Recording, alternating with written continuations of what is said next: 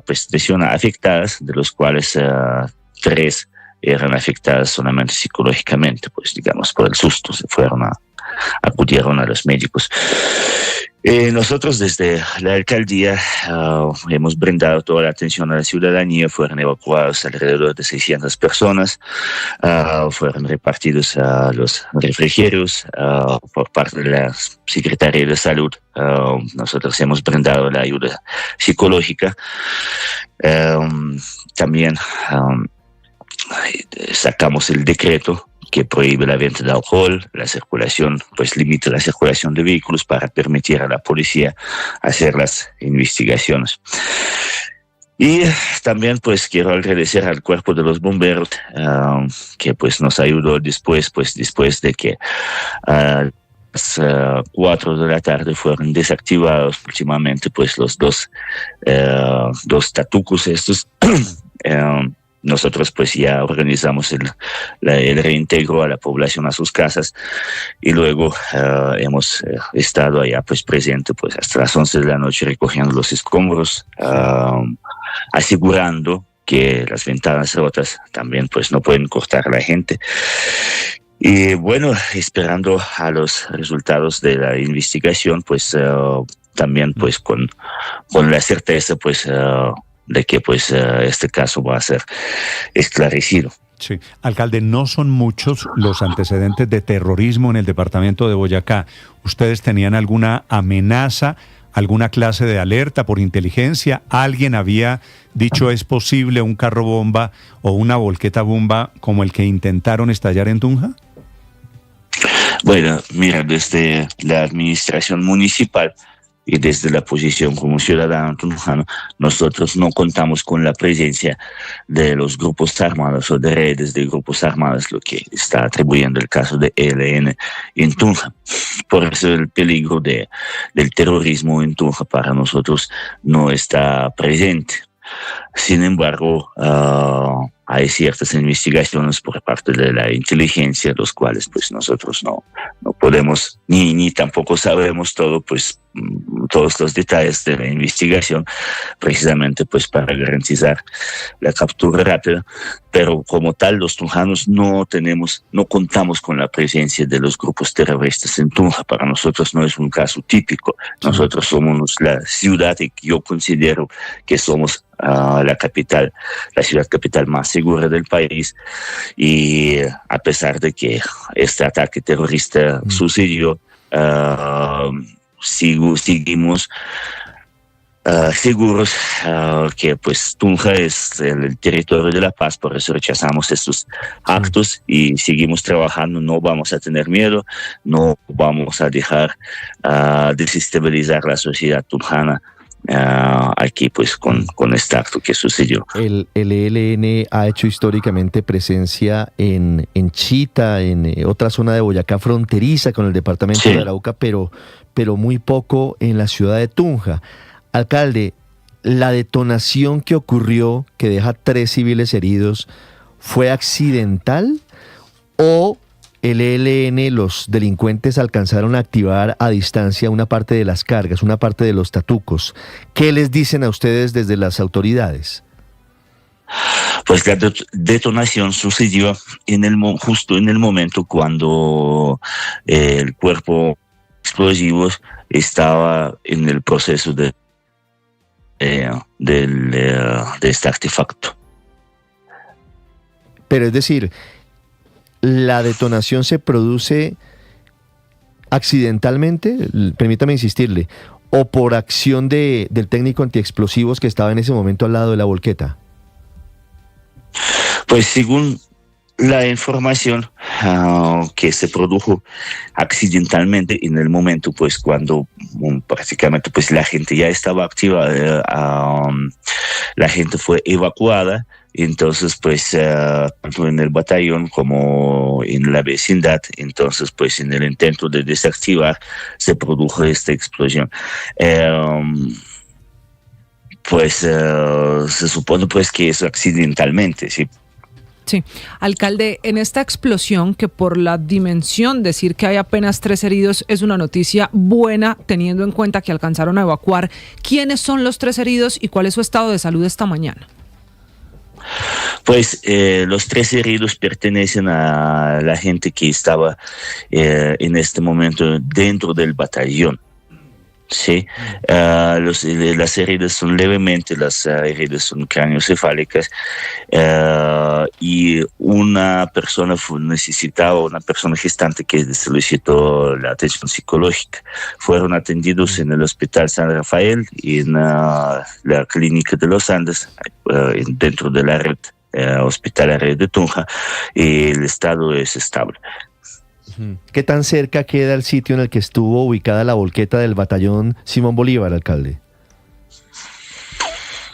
Pues en la línea directa, pues desde hasta la cerca son como unos 70 metros, 100 metros. Muy cerca. Claro, por eso los tatucos estaban dirigidos a ese batallón. Alcalde, vamos a estar pendiente. Ojalá no se repita el terrorismo en el departamento de Boyacá. Gracias, alcalde Krasno, por acompañarnos.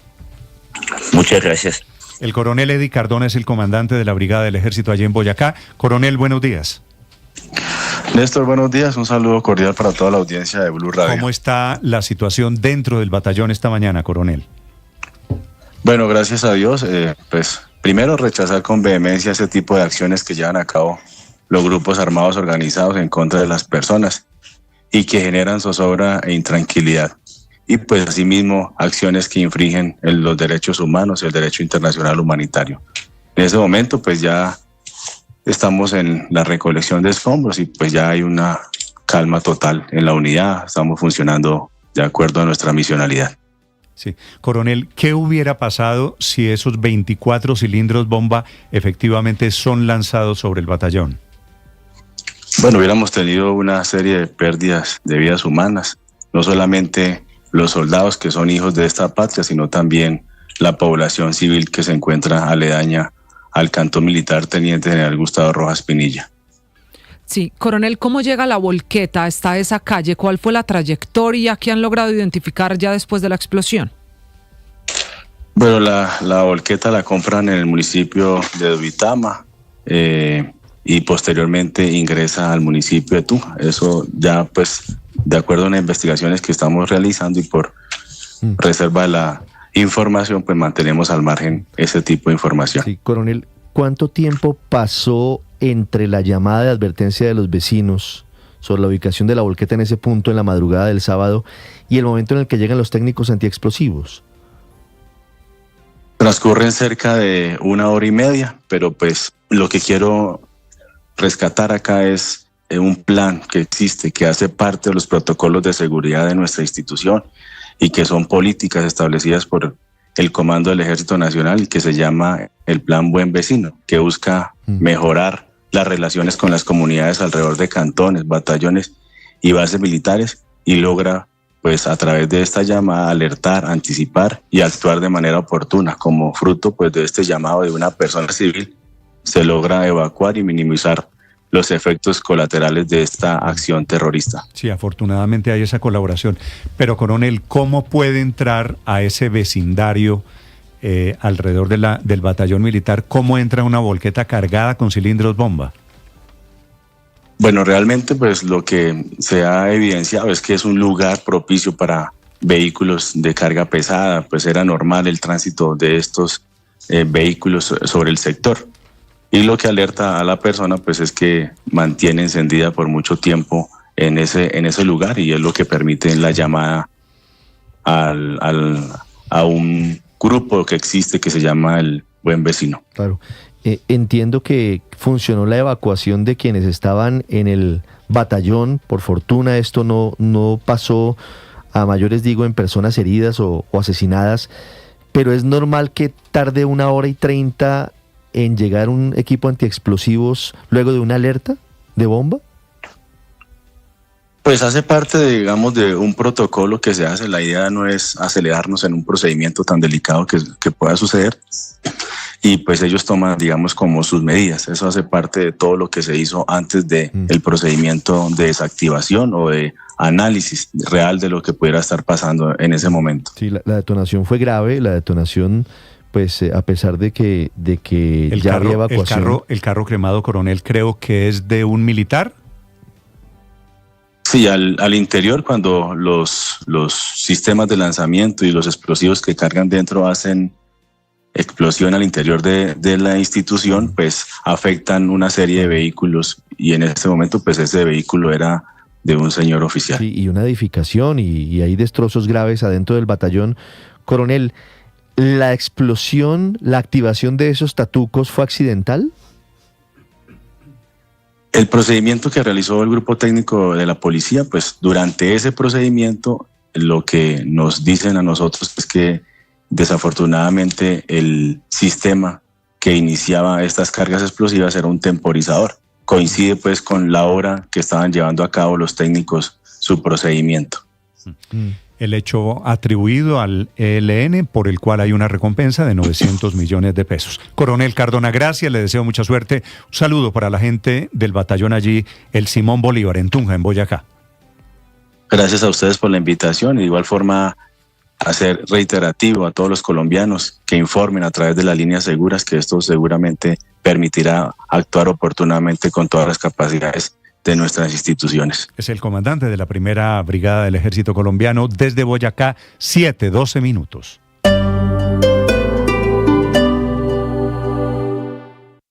Todo el mundo está buscando algo. Ser el primero, estar en todo lado. Todo el mundo está buscando algo. Búscanos, porque te conectamos con la información, la opinión, el entretenimiento, porque queremos que seas el primero. @Blue Radio Co. en YouTube. Búscanos. Todo el mundo está buscando algo. Blue, más que radio.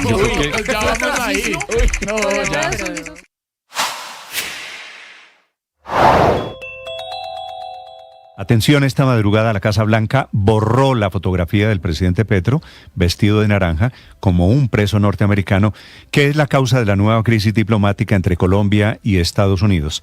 Por cuenta de esa foto, anoche desde Santa Marta, el presidente Petro anuncia que llamó a consultas al embajador de Colombia en Washington, que es Daniel García Peña. Es una fotografía hecha con inteligencia artificial que pueden ver ustedes en este momento, en donde aparece al mismo nivel, como si fuesen presos, como si fuesen delincuentes igual, Gustavo Petro de Colombia y Nicolás Maduro de Venezuela.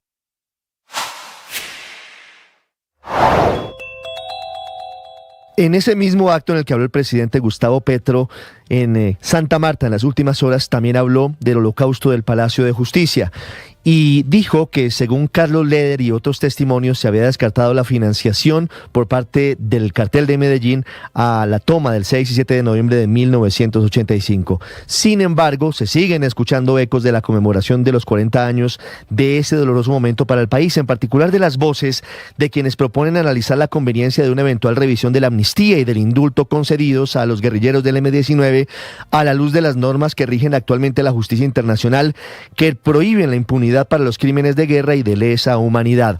La propuesta inicial fue hecha por el presidente de la Corte Constitucional, Jorge Enrique Ibáñez, en el discurso que leyó el viernes pasado en el acto central de homenaje a las víctimas del Holocausto, al señalar que el pacto de silencio en unos casos y el silencio resultante de las leyes que autorizaron para otros indultos o regularon las cesaciones de procedimiento han impedido conocer toda la verdad de lo que aquí terminó aconteciendo. El magistrado Ibáñez lanzó una serie de preguntas que no tienen respuesta. ¿Quiénes, cómo, por qué y para qué se diseñó la toma? ¿Quiénes la financiaron? ¿Cómo fue su preparación? ¿Qué pasó minuto a minuto en las operaciones de la toma? ¿Qué pasó con la suerte de los magistrados? ¿Quién ocasionó el incendio? Entre otras preguntas que el país merece conocer su respuesta.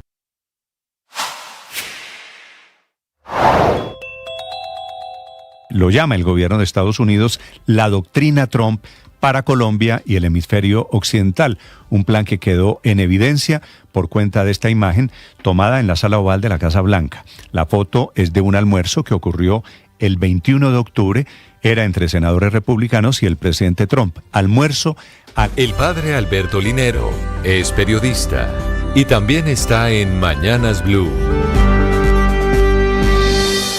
7 de la mañana, 15 minutos. En muchas ocasiones a mí me invitan a reflexionar en público sobre el liderazgo y sobre las implicaciones éticas de este oficio. En algunos grupos he encontrado la creencia de que existe una crisis de líderes en el mundo.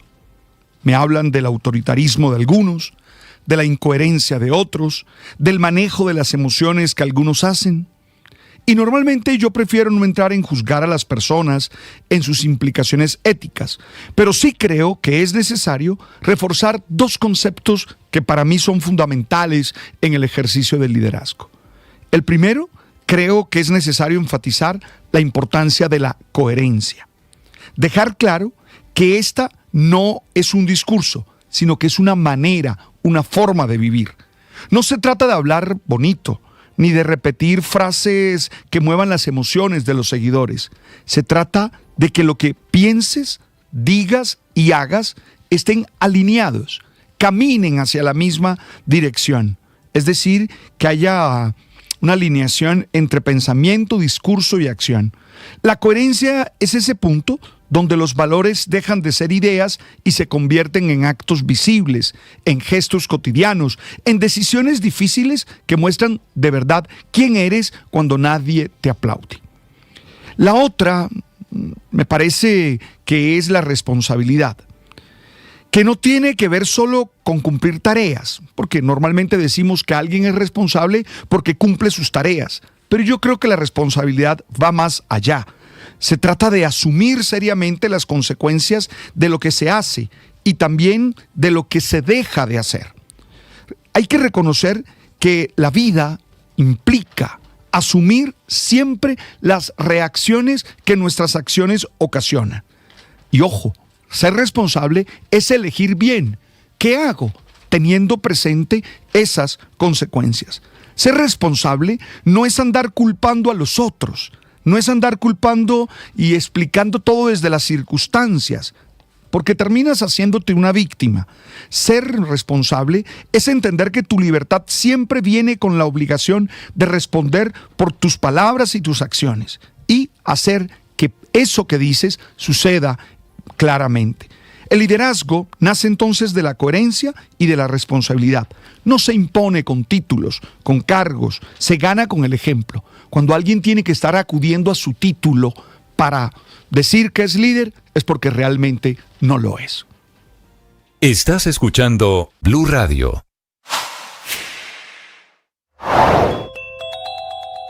Cuarto ministro de Hacienda, Germán Ávila, arrepentido y echando reversa en su proyecto de cobrar una retención del 1.5% sobre los pagos con billeteras digitales como Breve, Nequi, DaviPlata y el resto de plataformas electrónicas en medio de un proyecto que levantó ampolla entre todo el ecosistema financiero del país y en particular entre los millones de colombianos que usan diariamente estas plataformas. 5 de cada 10 colombianos, según los reportes de Data Crédito, y hasta 7 de cada 10 según el índice de inclusión financiera de Credit Corp. Billeteras digitales que usan hasta el 70% de los colombianos y que son la principal puerta de entrada del sistema financiero del país para muchos de ellos. Lo único que es capaz de hacerle competencia al uso del efectivo, que viene creciendo a niveles exorbitantes, a una tasa anual del 20%, es decir, 10 veces más rápido que las cuentas corrientes y 4 veces más rápido que...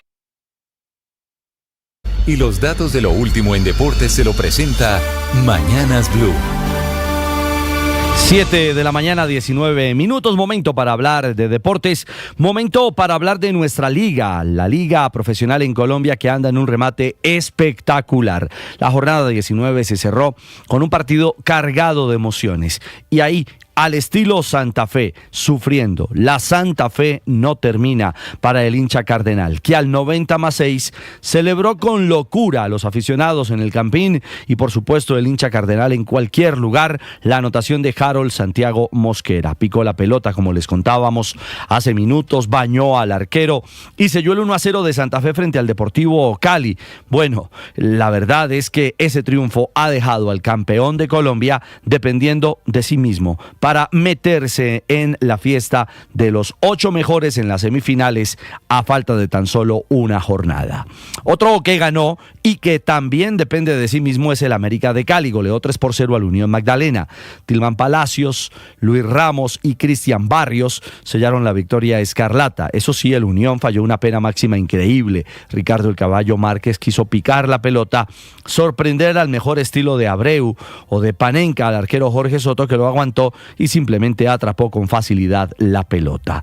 Ganó Alianza Valledupar 2-0 al Boyacá Chicó y Alianza es octavo. Es decir, también tiene en sus manos la batalla de clasificarse a la fiesta de las semifinales en Colombia. Carlos Lucumí marcó el doblete para el conjunto vallenato. Y el último que tiene probabilidades mínimas, pero existen sobre el papel y en las matemáticas, es el Once Caldas, que derrotó 1-0 al Deportivo Pasto con anotación de Mateo Zuleta. El panorama de la jornada también dejó a un Bucaramanga peleando punto invisible, que ganó 2-1 frente a la Equidad, a Nacional, que se consolida también arriba en la tabla 2-1 frente a Águilas Doradas, y a Fortaleza, que empató 1-1 frente al Junior de Barranquilla. Tolima despachó a Llaneros, lo sacó de cualquier posibilidad, le ganó 3-1. Pereira, el pobre Pereira, tuvo que enfrentar al Medellín y fue goleado 4-1. Y Millonarios también salió de la fiesta matemática. Se acabaron las opciones para los azules. Un nuevo fracaso de un pobre Millonarios que empató 1-1 frente al Envigado. La tabla nos muestra hoy a Medellín líder con 37 puntos más 15 en la diferencia de gol. Iguales números para Nacional, que es segundo con 37 unidades y más 15. Le sigue Bucaramanga con 37 puntos y más 14. Estos tres equipos igualados arriba peleando el punto invisible. Ahí también cuarto Tolima con 35, quinto Fortaleza con 35 y sexto Junior con 32. 6 clasificados a semifinales. Quedan 5 equipos por 2 cupos. ¿Cuáles? América, que es séptimo con 29, más 7 en diferencia de gol. Ojo que esa diferencia de gol puede resultar determinante el próximo jueves. Octavo Alianza Valledupar con 29 puntos y más 3 en ese ítem. Noveno Santa Fe con 28. Décimo Águilas Doradas con 27. Y en la posición 11, undécimo, Once Caldas con 26. El jueves será la fecha final del todos contra todos y hay partidos Santa Fe, Alianza Valledupar, por ejemplo. Allí saldrá uno de los dos camino a semifinales. Pasto Bucaramanga, Cali Once Caldas, Junior Nacional, Medellín América. El poderoso definirá la suerte del América. Unión Fortaleza, Águilas Doradas, Tolima y Llaneros Envigado. Pasamos la página, hablamos de Colombia rumbo al Mundial en concentración en los Estados Unidos. Ya hay buena parte de los llamados por el técnico Néstor Lorenzo. Ya apareció y llegó el hombre gol del mundo, el top en el planeta, el que fascina en el Bayern, en Alemania. Luis Díaz ya está en Fort Lauderdale. Junto a él, John Córdoba, Yasser Asprilla, John Arias, Rafael Santos Borré, también Johan Carbonero, David Ospina, Álvaro Montero, Carlos Cuesta, Carlos Gómez, Camilo Vargas, Santi Arias y Juan Camilo Portilla. De Lucho, un lindo detalle. Llegó en la noche y lo primero que hizo fue compartir con los niños, con la gente. Se tomó fotos, firmó autógrafos. Bueno, hoy será el día 1 en Fort Lauderdale para los convocados y a la espera del arribo de jugadores como Jorge Carrascal, que con el Flamengo marcó golazo frente al Santos de Neymar en la victoria 3-2 del FLA. Con John Lucumí, que marcó gol con el Bologna en Italia al Napoli, le ganó 2-0 el conjunto de Bologna. Y a James, que con pase gol fenomenal se despidió del León en México frente al Puebla. El sábado será Colombia-Nueva Zelanda en el Chase Stadium en Fort Lauderdale. La señal será de Blue Radio y por supuesto del Gol Caracol. Y en una hora estará jugando Colombia, la sub-17 masculina en Qatar frente a Corea del Norte. Necesita ganar Colombia para asegurarse de manera directa en la próxima fase, en la de 16avos del campeonato. Con defectos, con aristas. A veces no acertamos, nos equivocamos y necesitamos ser humildes. Y la humildad implica aceptar esos errores y también recibir las correcciones. Alguien que nos ama, alguien que tiene conocimiento, alguien que está a nuestro alrededor, nos mira y nos dice, oye, fallaste en esto.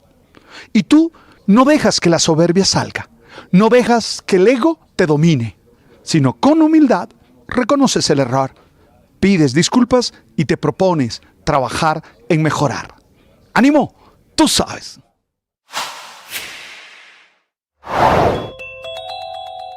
Atención, esta madrugada la Casa Blanca borró la fotografía del presidente Petro vestido de naranja como un preso norteamericano, que es la causa de la nueva crisis diplomática entre Colombia y Estados Unidos. Por cuenta de esa foto, anoche desde Santa Marta, el presidente Petro anuncia que llamó a consultas al embajador de Colombia en Washington, que es Daniel García Peña. Es una fotografía hecha con inteligencia artificial que pueden ver ustedes en este momento, en donde aparece al mismo nivel, como si fuesen presos, como si fuesen delincuentes igual, Gustavo Petro de Colombia y Nicolás Maduro de Venezuela.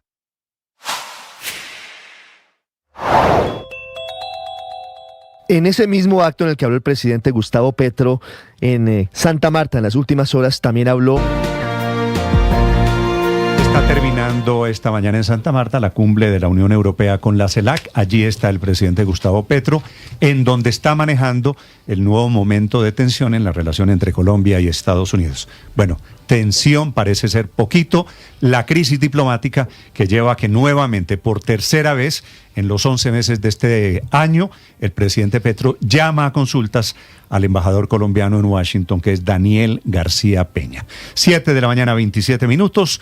Con el vicecanciller, la Cancillería colombiana, que por otro lado tiene una canciller que no tiene visa, que no le interesa, no tiene cómo hablar con el gobierno de los Estados Unidos, así que es una crisis muy particular de ambos lados de los gobiernos. Desde Santa Marta, a esta hora, Caterina Ávila. Buenos días, Néstor. Yo los saludo desde Santa Marta, en donde está finalizando la cumbre CELAC Unión Europea, que ayer concluyó con una declaración conjunta que no fue acogida ni por Venezuela ni por Nicaragua. Pues justamente nosotros estamos con el vicecanciller Mauricio Jaramillo, quien hizo parte de las negociaciones de esta declaración. Vicecanciller, bienvenido a Blue Radio, y comienzo preguntándole por qué razón Venezuela no se acogió a esta declaración y si eso tiene que ver con el punto 14 de este documento que habla sobre la preocupación de los países de la CELAC en la guerra de Rusia contra Ucrania. Con los buenos días, una aclaración pequeña. Nicaragua decidió no acompañar en su conjunto, no apoyar en su conjunto el texto de la declaración, y Venezuela se retiró del apoyo a esa declaración. Hay una pequeña diferencia, y es que digamos que con Venezuela hubo una negociación muy compleja, en la que nosotros como presidencia pro tempore tratamos siempre de encontrar un equilibrio.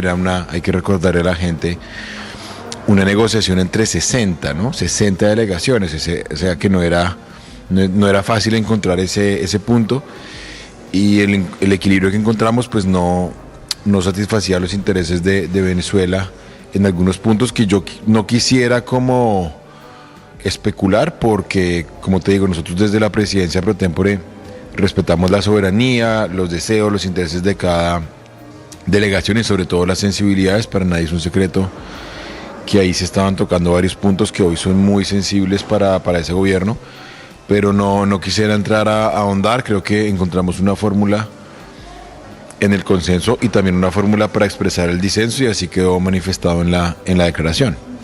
Y ese punto en el que se habla de la preocupación por el tema de Ucrania es uno de los puntos que fue pues de distancia entre Colombia y Venezuela. Yo no lo encerraría a Colombia y Venezuela. Creo que, el punto en el que se habla de Ucrania, cualquier persona que lea la declaración y lea las disociaciones se va a dar cuenta que efectivamente fue un párrafo en el que varios de los latinoamericanos tenemos posturas encontradas.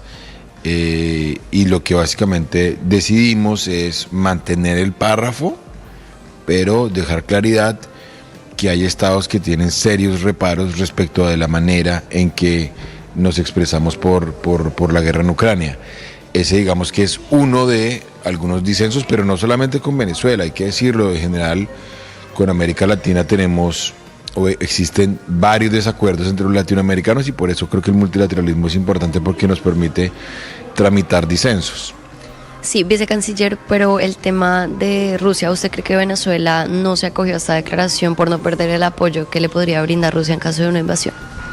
No me corresponde a mí, obviamente, ponderarlo. Creo que es una pregunta para hacerle a Venezuela. Lo que sí creo es que los estados latinoamericanos, todos sin excepción, son estados soberanos que toman decisiones de manera autónoma. Yo estaría seguro que ese es el caso de Venezuela y creo que también hay que ser nosotros lo hemos sido muy respetuosos de sus sensibilidades, porque creo que es un país que tiene derecho a negociar en sus términos, y obviamente agradecemos que en vez de bloquear la declaración, Venezuela hubiese tomado la decisión de retirarse y no apoyar la declaración, cosa que obviamente lamentamos. Uno siempre quiere que estemos todos, pero creo que también, como te digo, creo que en América Latina tenemos que aprender a expresar no solamente el acuerdo y el consenso, sino también encontrar fórmulas para expresar disensos que me parece que van a ser cada vez más comunes.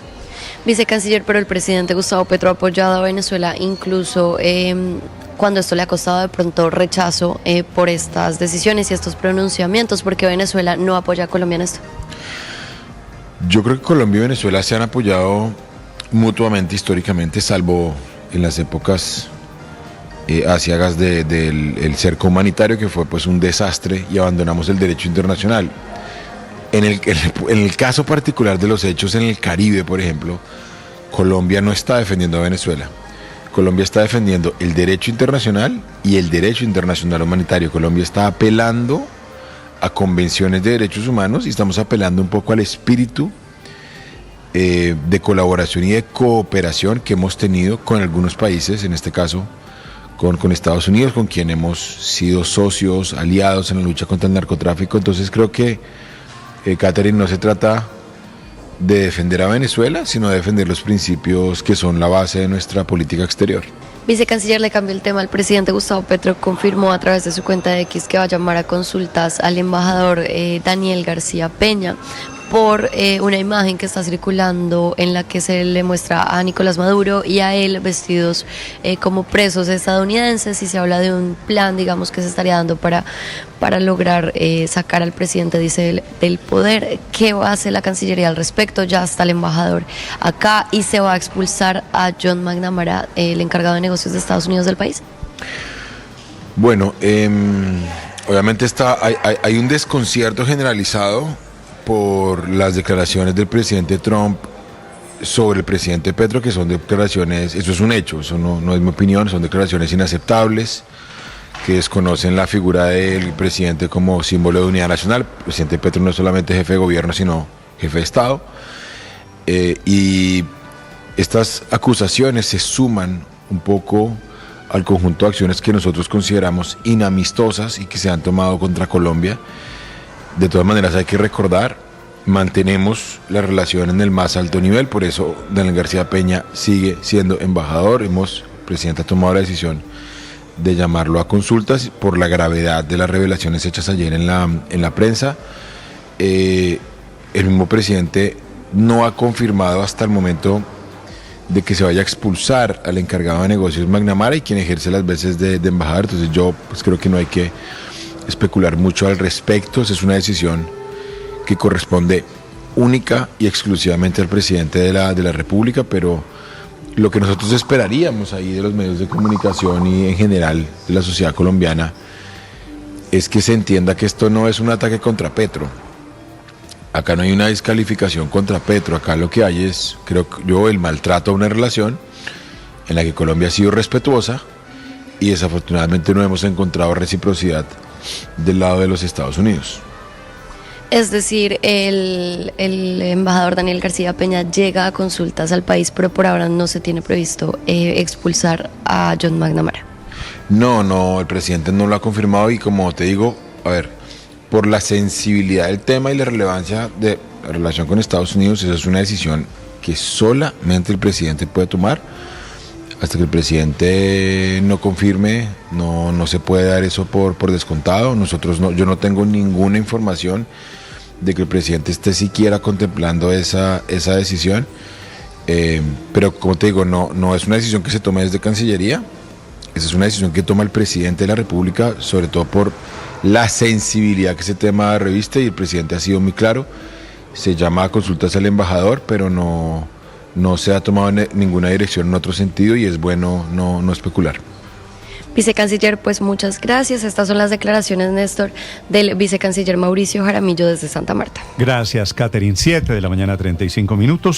Que el presidente Petro es símbolo de unidad nacional, dice el vicecanciller Felipe. Y es cierto, lo que pasa es que el presidente Petro no ejerce en Colombia para estos efectos, ¿no? El presidente Petro en la teoría constitucional sí es el símbolo de unidad nacional. En la práctica no lo ha sido durante estos 3 años y medio. Ya usted entiende, con lo que dice el vicecanciller, para dónde va la defensa del presidente Petro. Que si se meten con él, se meten con Colombia. Se equivoca el presidente. Dice el vicecanciller que el presidente Petro ha sido él que fue a proponer que los militares desobedecieran a Trump, que ha sido respetuoso en la relación con Estados Unidos. Usted vio uno de los últimos trinos, Néstor, de los 31,000 y pico de trinos que ha echado en estos 3 años largos. Lloro porque el 40% de los colombianos apoyan, no sé de dónde sacó el dato el presidente Petro, que el gobierno de los Estados Unidos me sancione y tal. No, es que el presidente logró una cosa curiosísima, es la disyuntiva entre él como presidente y el país. Esa es una cifra de la encuesta de cifras y conceptos que se reveló la semana pasada, Felipe, en la que le preguntan a la gente, si estaba de acuerdo. Sí, dentro de las preguntas pues estaba ahí una carrera presidencial, pero dentro de esas preguntas le preguntan a la gente si está de acuerdo o no con que el gobierno de los Estados Unidos haya incluido al presidente Petro en la lista Clinton. Y el 49% dijo que no estaba de acuerdo, pero el 40% dijo que sí. Usted sabe, que Héctor, es un dato grande, claro. Usted sabe las dudas que hay sobre esa encuesta. Entre otras cosas, el encuestador está haciendo consultas a domicilio, está haciendo consultas pagadas por campañas políticas, según denuncia en las últimas horas Claudia López. De candidatos. Pero no hablemos del encuestador que fue el que hace 4 años puso a Germán Vargas Lleras de presidente. No hablemos de eso. El encuestador, Néstor, lo importante es que sí.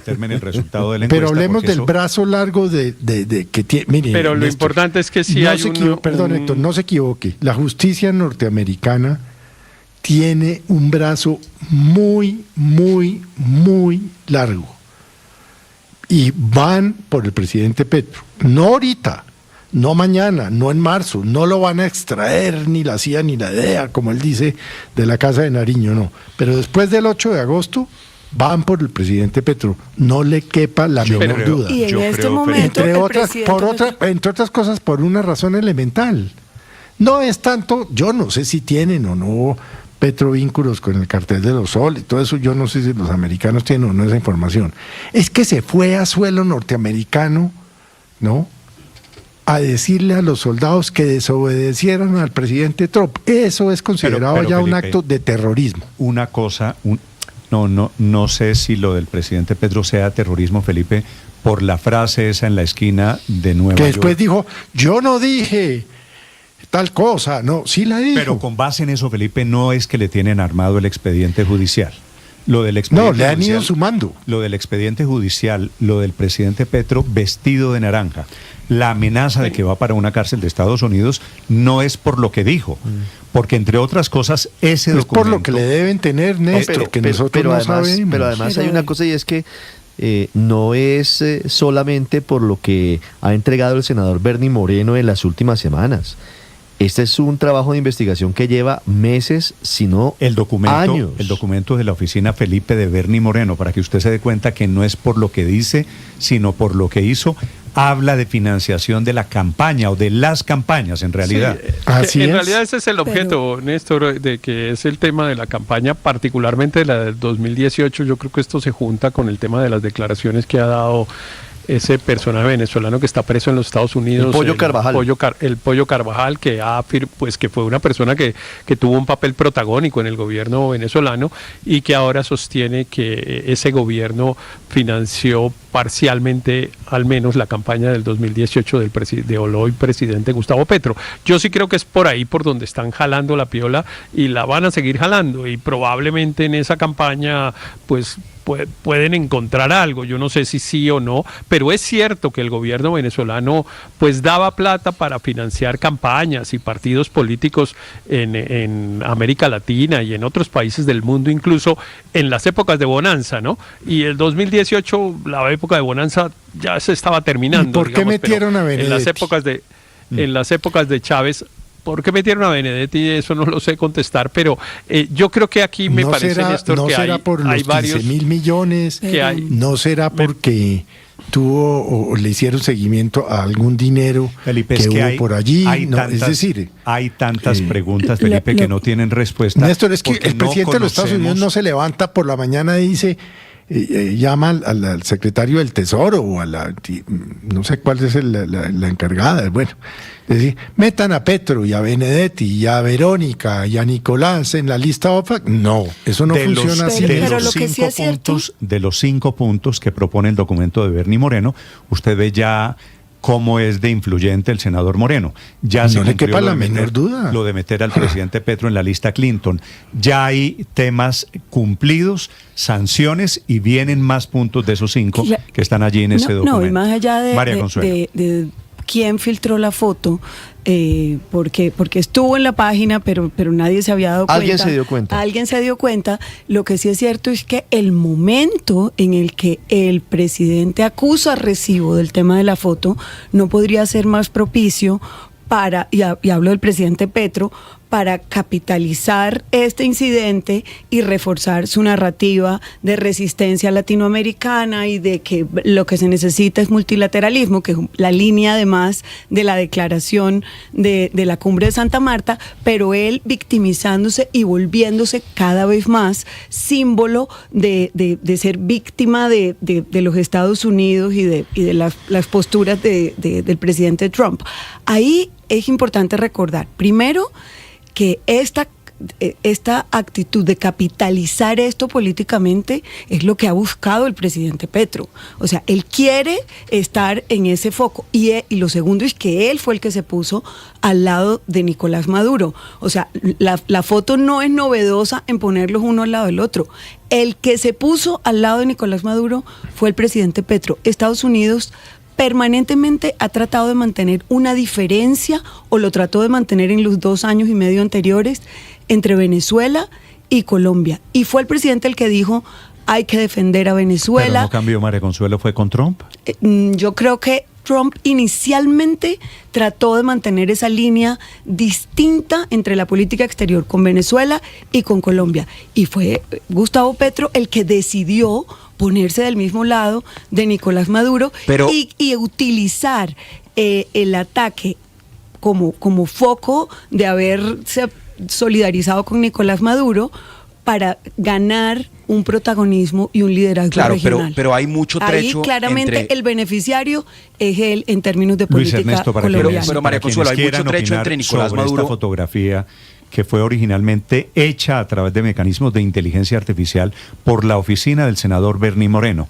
Después le toman fotografía a la fotografía en la Casa Blanca. La cuenta es Blue Radio Com y cuenta Néstor Morales C. La fotografía aparece por eso ambos, con uniforme naranja, como presidiarios en Estados Unidos, los presidentes de Venezuela y de Colombia. Claro. Y es que aquí lo que tenemos que decir con claridad es que hay un trecho muy grande desde Gustavo Petro hasta Nicolás Maduro. Tiene razón María Consuelo en que el presidente Gustavo Petro se equivocó tratando de defender la dictadura de Maduro, llamando nuevas elecciones, pero pues hay que decir, aquí en Colombia no se robaron las elecciones, aquí en Colombia el presidente Gustavo Petro ganó en las reglas de la democracia. Segundo, no hay hasta el momento ninguna evidencia de que el presidente lidere procesos de narcotráfico o que esté aliado con organizaciones criminales para narcotraficar, cosa que sí ocurre en Venezuela. De hecho, creo que es un gran error por parte de los Estados Unidos tratar de igualar a Petro con Maduro, pues porque el mundo no lo ve así. Pero volviendo a lo que usted decía, Néstor, de la doctrina Trump, que es la que se revela en este documento, uno ve cómo van cumpliendo cabalmente esta nueva doctrina Trump del senador Bernie Moreno. Primero, designando a carteles como organizaciones criminales. Eso ya lo vimos, ya pasó en Venezuela y pasó en Colombia. Lo segundo es apoyar a líderes proestadounidenses,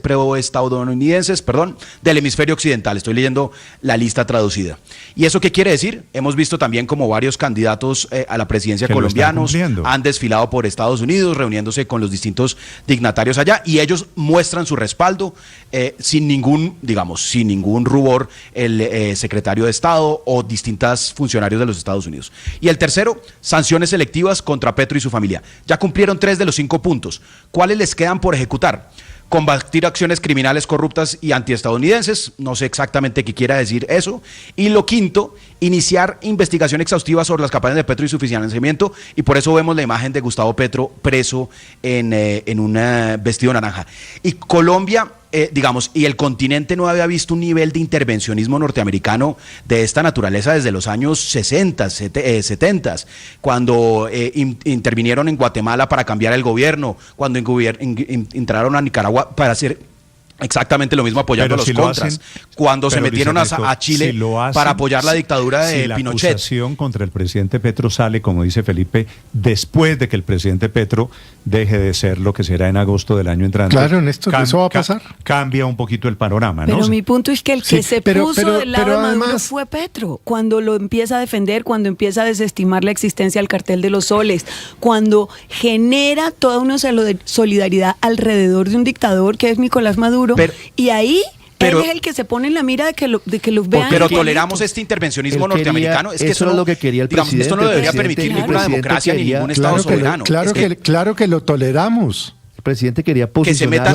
Que se metan a definir quién es el próximo. O sea, ¿por qué los colombianos no nos tenemos un poquito de autoestima y decimos que aquí decidimos quiénes elegimos el próximo presidente de Colombia, que no tiene que ser ¿Y por qué los colombianos entonces vamos a ser complacientes con los carteles del narcotráfico? Permíteme, en una cosa Felipe, tiene usted razón, es que esto se vuelve, Felipe, insumo, combustible de la campaña política. Claro. Y Luis Ernesto y el presidente Petro están en el plan de me quieren meter a la cárcel, de pobrecito yo. Devolverlo un solo objetivo, Colombia y Petro.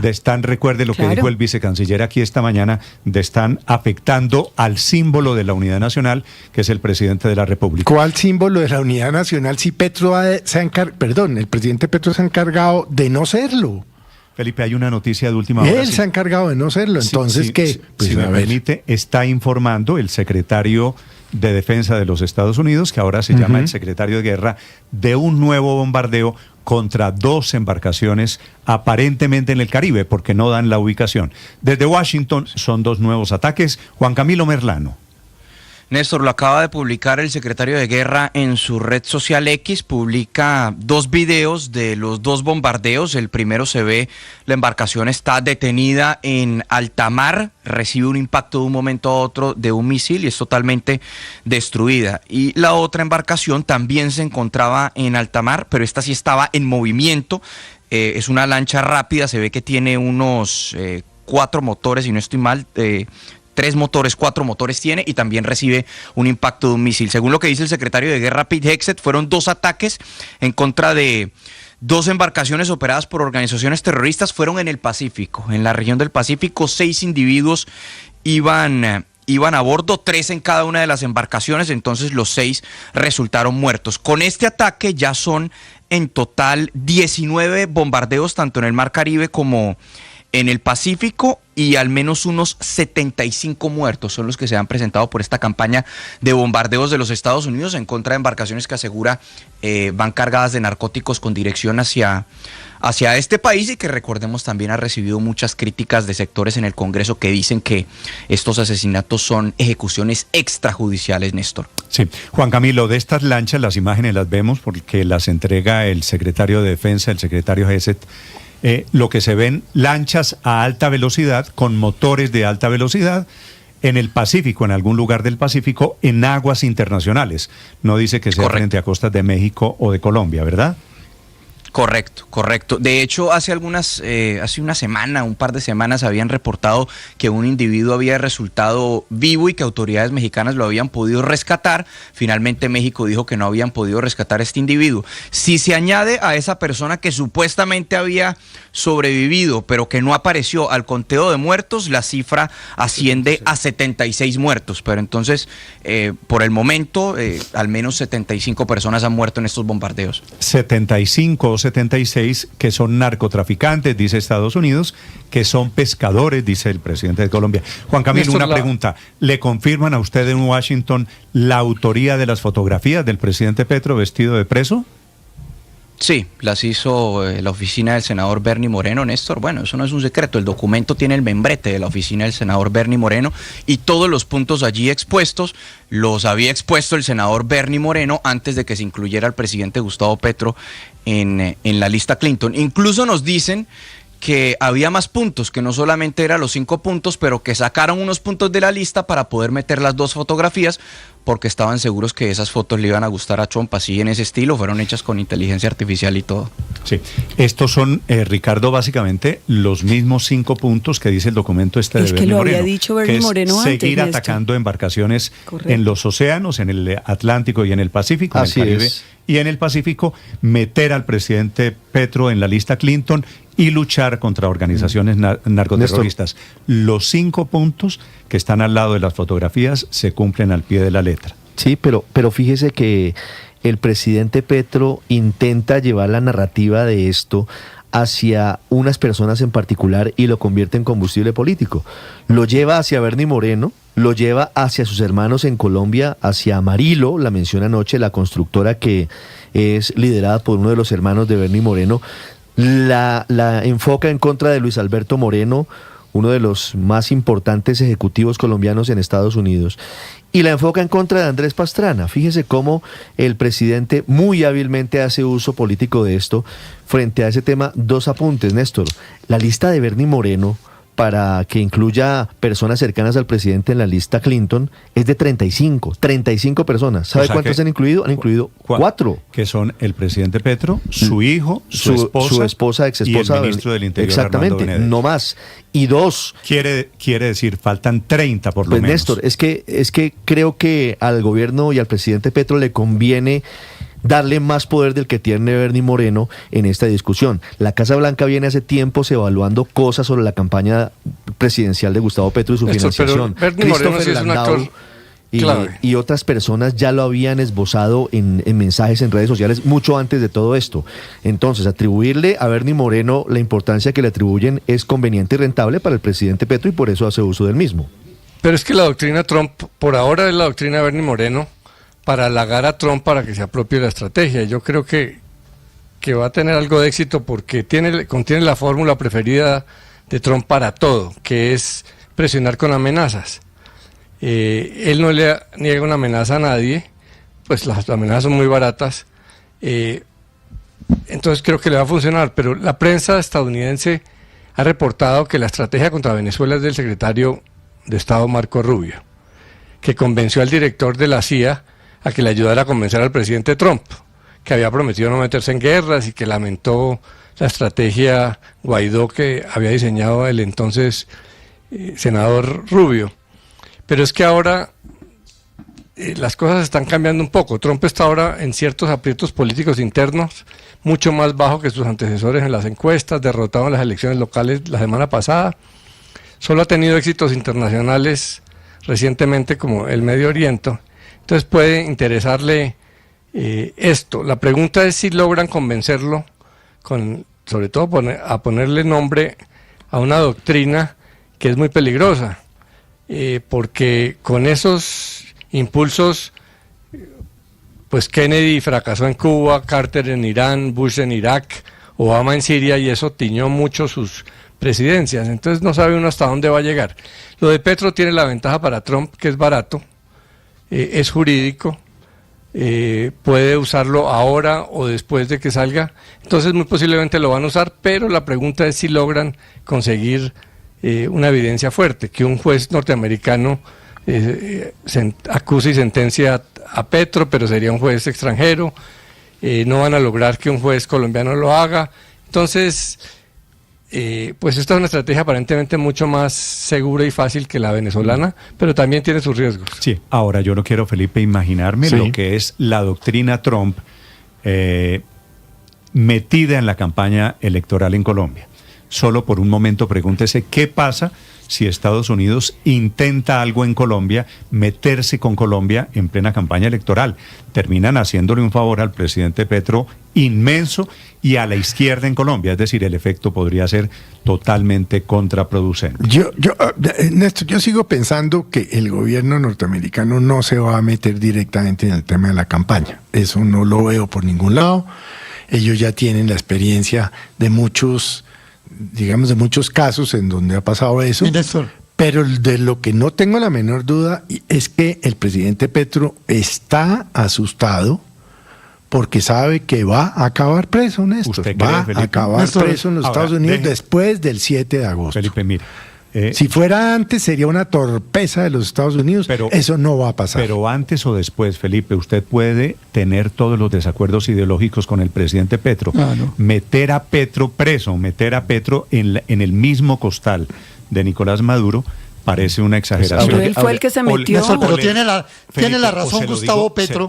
Pero si él se metió, fue él el que se metió. Pero Felipe, pero el presidente Petro no puede terminar preso en Estados Unidos, por Dios. ¿Por qué no? ¿De qué estamos hablando?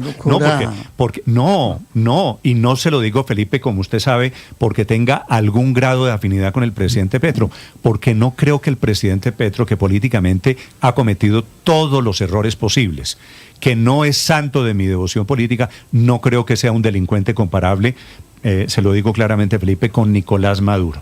No sé qué haya dicho el Pollo Carvajal, no sé por cuenta de las coincidencias ideológicas entre Maduro y Petro, que claro que las hay, pero de ahí a pensar que el presidente Petro puede terminar extraditado en una cárcel de Estados Unidos, sería victimizarlo, sería hacerle un favor al presidente Gustavo Petro, Felipe. No, pero es que... Pero ya victimizado después del 7 de agosto, ¿qué?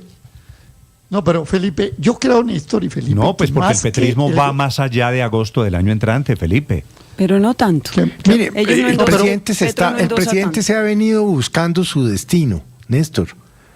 Él se ha venido buscando, ha venido labrando su propia tumba poco a poco. Felipe ha cometido todos los errores, sí. Fue a decir a Nueva York que no le obedezcan al presidente Trump, por supuesto que está mal, por supuesto que es un error. De ahí a que termine preso en Estados Unidos, Felipe, estamos hablando... Néstor, y el fortalecimiento de los al margen de la ley con la famosa paz total cacareada, Felipe, que en alguna oportunidad él también negó. Es una política pública equivocada. Por supuesto que ha significado todo eso va sumando. Es que yo creo que diferencie, Felipe, entre una política pública, perdón, Aurelio, equivocada y un delito o un crimen. Pero yo sí creo que deberíamos esperar qué tiene eventualmente la justicia estadounidense en contra del presidente Petro para poder evaluarlo. Yo creo que es muy prematuro salir a defender o a atacar sin saber qué es lo que tiene. Un fiscal de los Estados Unidos, por más de que dependa del fiscal general, que a su vez es el ministro de Justicia, por decirlo así, en los Estados Unidos. La justicia es un brazo del gobierno en Estados Unidos, Felipe. Sí, correcto, pero eso va a un juez, Néstor. Eso va a un juez. Si hay pruebas, le van a hacer una acusación, le van a hacer un indictment. ¿Cuáles? No sabemos. Bueno, por eso. Pero eso no es que el señor Trump o el señor Rubio se levantaron un día y dijeron, ay, metamos loco aquí en la lista para ver qué le pasa. No sepamos algo concreto, algo concluyente, meter al presidente Petro, la idea de que Petro termine preso en una cárcel de Estados Unidos me parece a mí un exabrupto. Pero bueno, entiendo, Felipe, que es mi opinión. Digo, una cosa es pensar con el pues deseo. Estamos todos, es la opinión de cada uno. Pero vuelvo y le digo, Néstor, el brazo de la justicia norteamericana es largo y paciente. 7:59 minutos. Para quien quiera opinar, la cuenta Blue Radio Com y cuenta Néstor Morales. Señor Aurelio, disculpe. Néstor, a mí me parece que el presidente Petro tiene la razón en señalar que en Colombia hay gente enceguecida por el odio que instiga todo tipo de cosas en Estados Unidos contra él. Yo creo que el dossier de Bernie Moreno y la ligazón con sectores políticos y con personas que enceguecidas por el odio contra Petro instigan ese tipo de cosas, para mí no hay ninguna duda. En eso Petro tiene razón. Pero no es menos cierto también que la actitud de Petro también está instigada por otros sectores políticos de los Estados Unidos y por otros sectores colombianos políticos, sino que tienen nexos con el Partido Demócrata y que han convertido a Petro en un alfil, en una especie de, ¿qué diría yo?, de garrapata para que esté chuzando a Trump y esté en ese pleito y en ese conflicto en el cual en el medio de los dos estamos los colombianos. Es que esa manía colombiana de ir a resolver sus conflictos internos a través de las autoridades y de los jueces y de los fiscales norteamericanos, eso el país no lo puede seguir viviendo. Y yo no estoy de acuerdo con Luis Ernesto en el que dice que el intervencionismo de Estados Unidos en Colombia como sin precedentes. No, el Partido Demócrata ha intervenido en Colombia. La comandante Laura Richardson del Comando Sur se paseó 3 años por todas las instalaciones militares de Colombia como quiso y hizo y deshizo. Ese intervencionismo no lo podemos tapar tampoco por este otro escándalo que, como ya he dicho, se ha vuelto una pelea en la cual Colombia está en la mitad. Y yo creo que Petro no está tanto con Maduro, María Consuelo. Si no, Venezuela hubiera firmado esa declaración de ayer. ¿Por qué Petro sí aceptó esa declaración que Venezuela no quiso aceptar? ¿Por qué Petro sí hizo una mención apenas general? Pero ¿sabe por qué? Porque la declaración termina siendo muy dura con Rusia frente a Ucrania, y Venezuela tiene como aliado en su lucha contra Estados Unidos a Rusia. Ese es el motivo. Ese es la gente de Rusia. Ese es el motivo. Pero miren, se cuidan los recursos que llegan de Rusia. Pero